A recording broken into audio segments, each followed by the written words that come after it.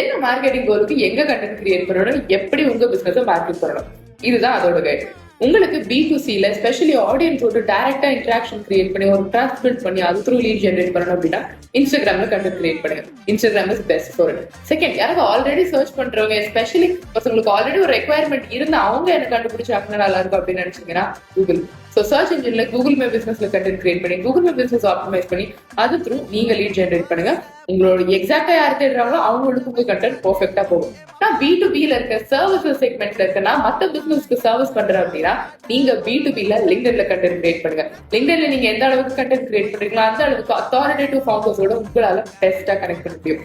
And எனக்கு வந்து product அதிகமா செல் பண்ணணும், எனக்கு நிறைய லீட்ஸ் வரணும், வால்யூம் ஆஃப் லீட் வரணும், ஒரு நாளைக்கு அட்லீஸ்ட் ஒரு 30-40 லீட்ஸ் வந்தா நல்லா இருக்கும் அப்படின்னு நினைச்சீங்கன்னா மெட்டா ஆட்ஸ் ரன் பண்ணுங்க. உங்களுக்கு பெஸ்ட் பிளாட்ஃபார்ம். இப்போ இது எல்லாமே எப்படி பண்ணணும்னு கத்துக்கணுமா? தமிழ்நாடு அகாடமியை ஃபாலோ பண்ணுங்க. Regular content on